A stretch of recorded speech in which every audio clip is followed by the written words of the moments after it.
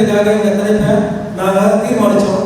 அதன் மூலம் இந்த எளிய முறையில் வள்ளலார் உபதேசத்தை காஞ்சி ஜி குமாரய்யா அவர்கள் சிறப்புரையாடுமாறு கைது சன்மார்க்க சபை சார்பாக கேட்டுக்கொள்கிறேன்.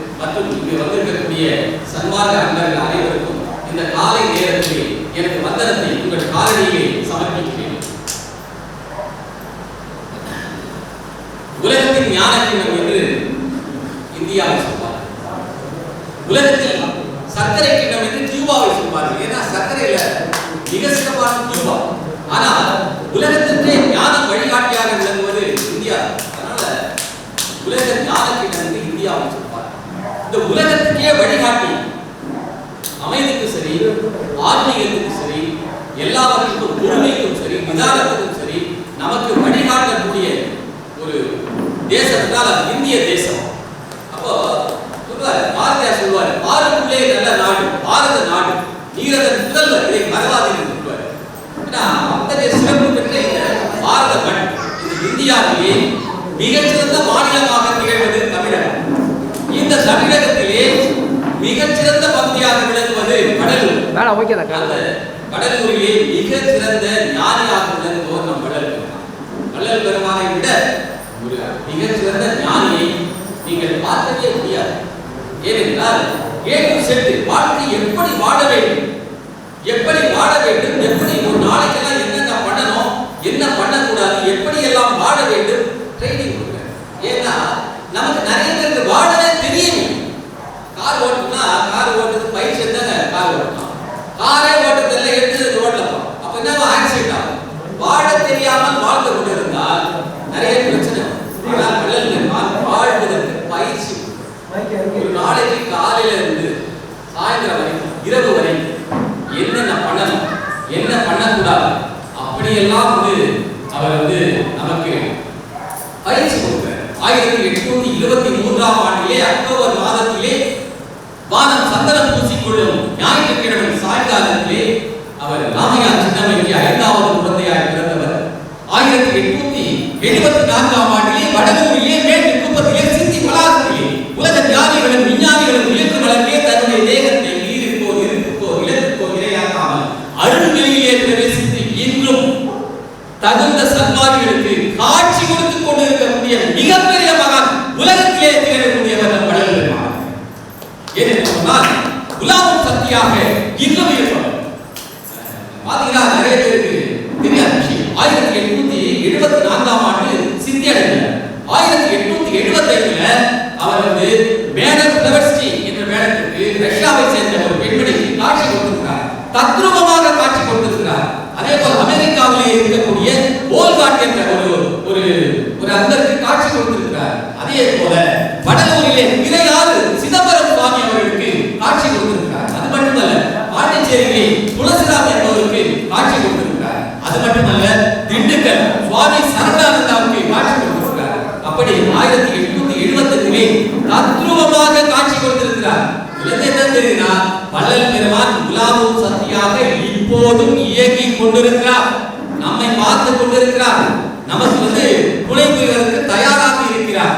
அவருடைய பார்மலாவெல்லாம் கடைபிடிச்சா எப்பவும் முன்னேறி இருக்கோம். நாம என்ன பண்றோம்னா அவருடைய பார்மலாவும் படிக்கிறோம், மறுபடியும் உலகிலும் இங்க இருக்கிற வரைக்கும் நமக்கு அப்படியே நல்லா இருக்கும். திரும்பி வீட்டுக்கு போனோன்னே அந்த மாயை ஸ்கூலுக்கு போயிடுது. அப்போ நம்ம முன்னேற முடியல. ஏனென்று சொன்னால் வள்ளல் பெருமானுக்கு நம்ம முதலிடம் தருவதில்லை. ஏதோ நம்ம வள்ளல் பெருமானை கொஞ்சம் தொட்டுக்கிறோம், ஊர்ல மாதிரி தொட்டுக்கிறோம். இதனால நாம் முன்னேறவில்லை. ஏனென்று சொன்னால் வள்ளல் பெருமான் காட்டக்கூடிய வழி என்பது மிக மிக மிக உயர்ந்த வழி. ஆனால் மிக மிக எளிமையாக சொல்கிறார். அவர் என்ன சொல்றாரு? காலையில எழுந்துங்க, தியானம் பண்ணுங்க, ஒரு விளக்கை ஏற்றுங்க. அந்த விளக்கை ஏற்றுக்கு எவ்வளவு செலவாங்க? ஒண்ணுமே செலவு. விளக்கை ஏற்றி அதை பாருங்க, தொடர்ந்து பாருங்க. ஆரம்பத்தில் இருக்கக்கூடிய சாதகர்கள் ஒரு விளக்கை ஏற்றி அதை பாருங்க. உங்களுக்கு கண்ணி ஏறிதா, நீங்க நெய் கூட ஊற்றிக்கலாம், நெய்யை கூட ஊற்றிக்கலாம். இல்ல கண்ணெல்லாம் ஏறினா சாதாரண எண்ணெய். அந்த விளக்கை நீங்கள் தொடர்ந்து பார்க்க வேண்டும். காலையில எழுந்தீங்கன்னா அந்த பிரம்ம முகூர்த்தத்துல ஒரு 6 மணிக்குள்ள 4லிருந்து 6க்குள்ள நீங்கள் அந்த விளக்கை பார்த்து கொண்டே இருந்தால் உங்கள் மனம் செம்மையாக மாறும். அது மட்டும் இல்லை, உங்களிடத்திலே பரபரப்பு குறையும், உங்களிடத்திலே பேராசை குறையும், உங்களிடத்திலே ஆத்ம உணர்வு போகும், உங்களிடத்திலே இருக்கக்கூடிய தேவையற்ற எண்ணங்கள் எல்லாம் கழியும். நீங்க பார்க்கணும், விளக்கு காலையில எழுந்துட்டு அது என்ன செலவாகும்? ஒண்ணு செலவாகுது. ஒரு தனி ரூம்ல, ஒரு தனி அறையில ஒரு விளக்கை எடுத்து ஒரு வீட்டை தொலைவர் தள்ளி உட்கார்ந்து அதை பார்த்து கொண்டே இருந்தால் நீங்க கொஞ்ச நாள் கொடுத்து அந்த விளக்கை மறையும். தொடர்ந்து பார்த்தீங்கன்னா மறையும். அப்படி மறைக்கின்ற போது அதுக்கப்புறம் விளக்கே தேவை. கண்ணை மூடிக்கொண்டு புருவ மத்தியிலே அந்த விளக்கு தெரிவதாக பாவனை செய்து நீங்க தியானத்தில் உட்கார்ந்தீங்கன்னா உங்கள் ஆன்மாவை தரிசிக்கலாம். ஒரு விளக்கு ஆன்ம தரிசனத்துக்கு அழைத்து செல்கிறது. ஆன்ம தரிசனம் ஆண்டவரிடத்திலே அழைத்து செல்கிறது. எவ்வளவு லிங்க் பாருங்க. ஒரு சிறிய விளக்கு நினைக்கிறார், அவர் ஏற்றி வைத்த விளக்கு, அவர் எங்கே இருந்தாலும் அவர் விளக்கு ஏற்றி. அப்போ அந்த விளக்கு சாதாரணமா நினைக்காதீங்க. காலையில எழுந்து பாருங்க. வள்ளல் பெருமான் விளக்கை வணங்கு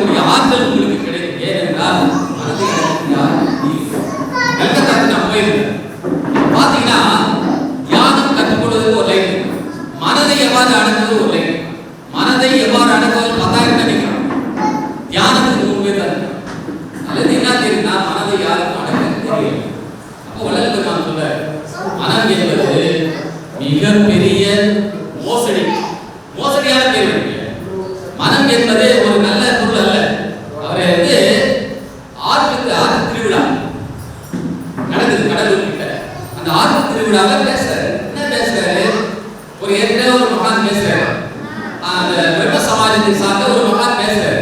அவர் என்ன சொல்றாருன்னா, பிரம்மத்தை மனதால் அறிய முடியும்.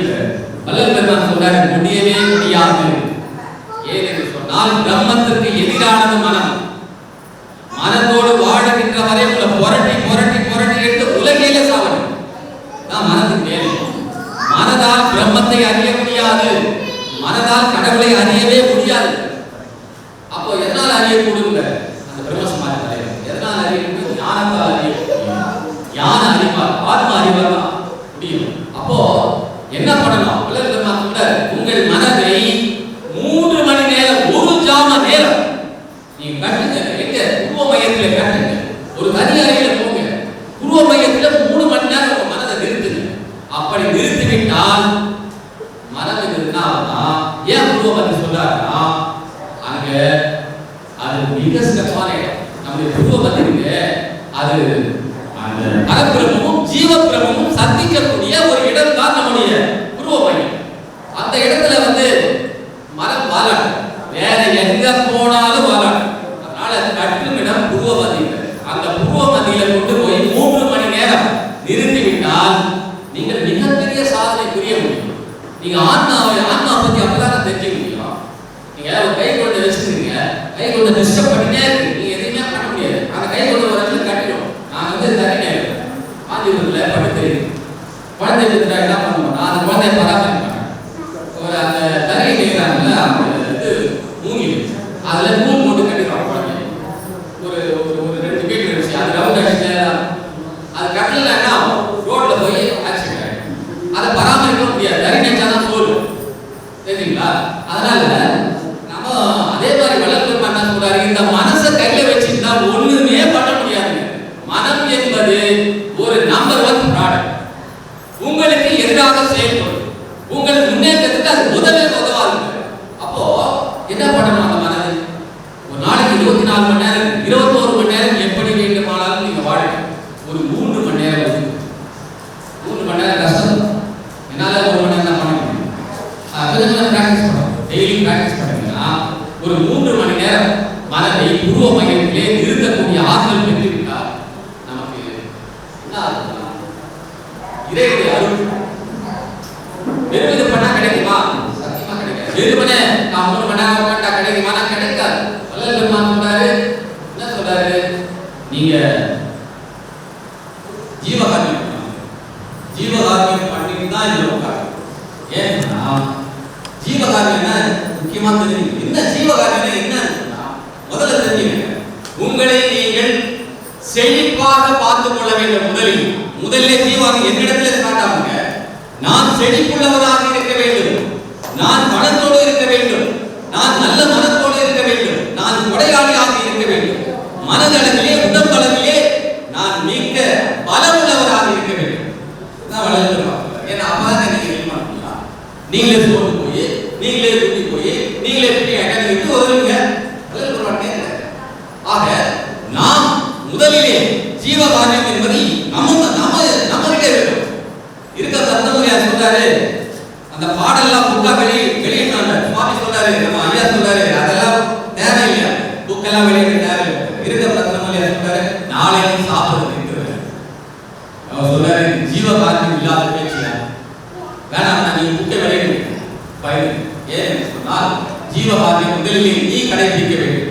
அடுத்து நம்முடைய ஃபேமிலி, அவங்க நல்லது பண்ணாலும் கெட்டது பண்ணாலும் பசங்க வைத்தியம் அதெல்லாம் சொல்ல வைத்தியம் வரலைங்க, அதெல்லாம் சொல்லக்கூடாது. இறைவன் நமக்கு கொடுத்தது எல்லாமே பிரசாதமா இருக்கு. வைத்தியம் சரியில்லை, அப்படி சரியில்லை சொல்லவே கூடாது. நமக்கு இறைவன் கொடுத்தது எல்லாம் பிரசாதமா எடுத்துக்கொள்ள வேண்டும். அப்போ அவங்க பிடிக்கிறதோ பிடிக்கல இல்லை, அவங்களுக்கு நல்லது, நம்ம குழந்தைகளுக்கு நல்லது, நம்ம வைத்தியோட அன்பா, நம்முடைய தாய் தந்தைக்கு நம்ம மதிப்பு, நம்முடைய உறவினர்களுக்கு நாம படிக்கணும். அவரை அலட்சியமா பேசுறது, மனம் போட, நம்ம வீட்டில் இருக்கிற பெரியவங்களை மனம் போட வைக்கிறது, இதெல்லாம்